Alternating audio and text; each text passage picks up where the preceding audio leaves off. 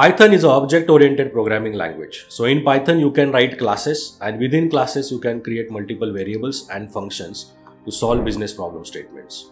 So imagine that you want to write a logic to process different types of cars. Now in this case, the types of cars might be different, but every car would have common properties, right? It would have wheels, it would have steering, doors, speed limit. All these properties would be there for every car, right? So in this case, you can create a class with the name cars, and then you can use that class to process different types of cars. So like this, object-oriented programming is really useful in real-world scenarios. So when we solve some problem statements in Python during this session, it would be more clear to you. So let's get started. Subscribe to our channel for more content related to Python, data science, machine learning, and AI. So as we all know, Python is an object-oriented programming language. So in Python, you can create classes. To create a class in Python, you would have to use keyword class and followed by a class name. So in Python, it is recommended that you start your class name by a capital letter. So here I am creating a class with the name getCalculations, and after that a colon, and within that you can write any functions or variables which you want to create within that class. So in this case, I am creating just a single variable called as number, and I am assigning it value 10 by default. Now, based on this class definition, you can create a new object of the class. So here we are creating new object calc, and we are doing that using class we have defined over here. So for this calc object, we can print the value number. So we can do that using a dot operator, calc.number. So this would give us value 10. So this calc is called as the object of class getCalculations. So this was very simple example in terms of how you can create class in Python. But usually when you write classes in Python, it is much more complicated. So we would get to the complicated example now. Now let's imagine you want to create a class with the name person, and within that you want to define multiple attributes. So whenever you define or create a class, in that there is a method or a function which is called at init function.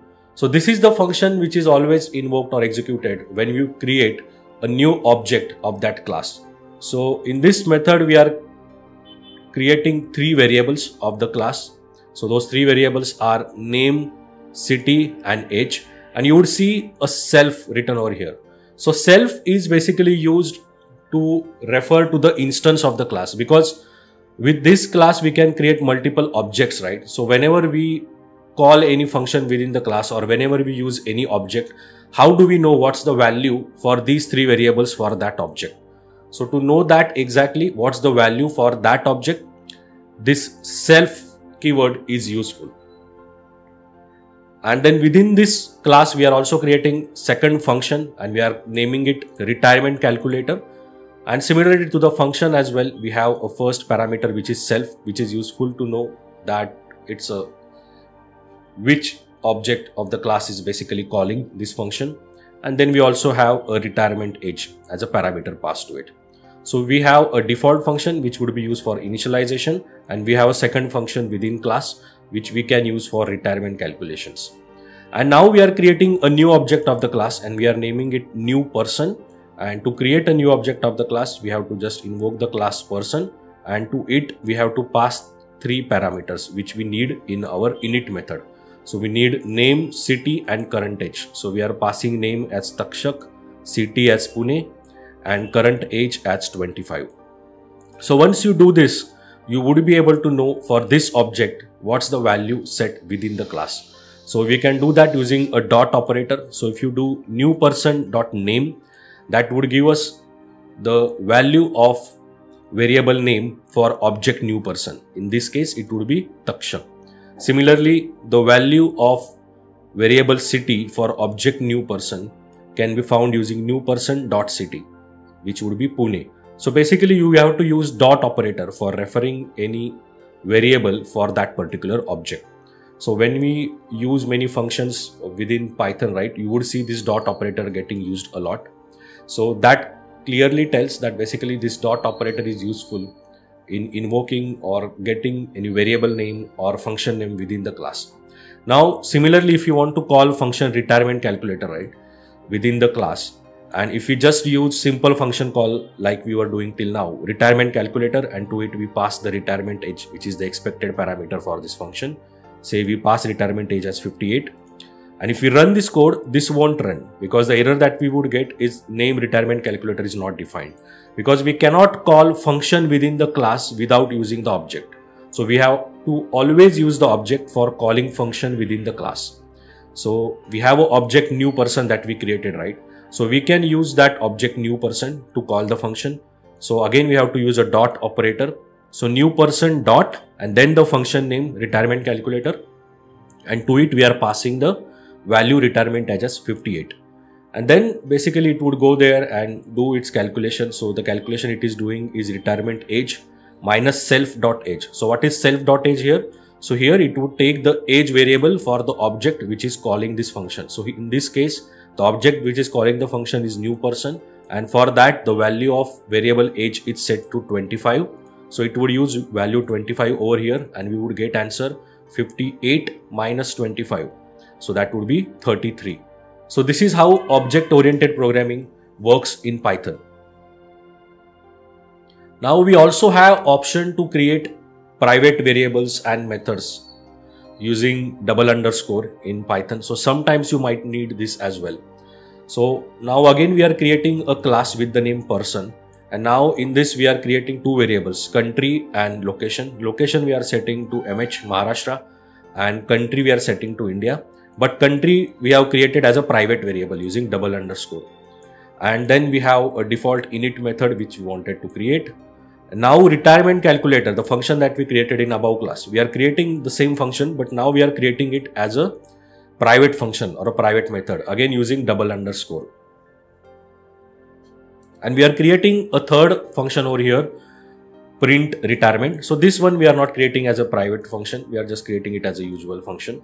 So like this, we have created three functions within the class, and we also have one private variable. Now let's see what happens if we try to access these private variables or private functions.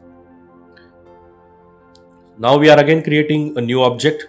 So we are naming it new person, and this time we are passing values Rohit, Pune and 33. So basically for this object now it would set name to Rohit, and the location would be set to Maharashtra or MH, because that's what we are setting over here by default in the class.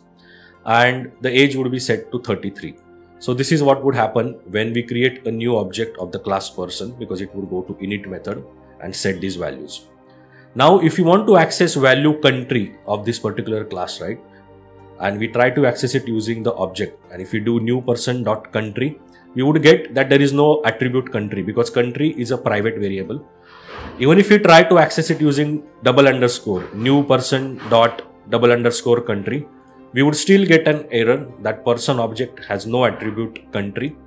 The reason for that is country is a private variable, and you cannot access private variables outside class. You can access private variables only within the class. So we can access private variable country within the function which is like defined within the class. So we can access it here, but we cannot access it outside the class. Same logic is applicable to the private functions as well. We cannot access private functions outside the class. We can access them or call them only within the class, like we are calling them over here, retirement age. So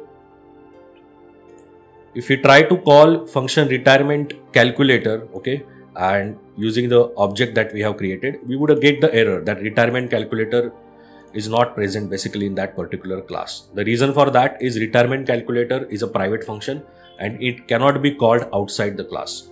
So to use this function which we have defined, or this logic which we have defined, we have to use it within class only, which we are doing over here. So we can call function print retirement, right, because it is not declared as a private function. So using print retirement function, so what we are doing is new person, the object of the class, dot operator, and the function name print retirement, and to it we are passing the retirement age 58. And if it would come here, so retirement age would be 58, so it would pass retirement age 58 to this retirement calculator, and that would return us the value, the number of years to retire, and that returned value we would return it using the function that we have written. So if we have age equal to 33, which is in this case, right, and the retirement age as 58, we would get the difference between 2 as 25. So like this, we can access private variables and classes, private variables and functions, but that is possible only within the class. We cannot access private variables and private functions outside the class. I hope you are clear with how to create classes in Python and the concepts of object-oriented programming. Keep practicing, keep trying different codes or different problem statements using object-oriented programming, because that's the only way in which you can build your confidence. I will see you in the next video. Till that, keep writing code in Python. Bye bye.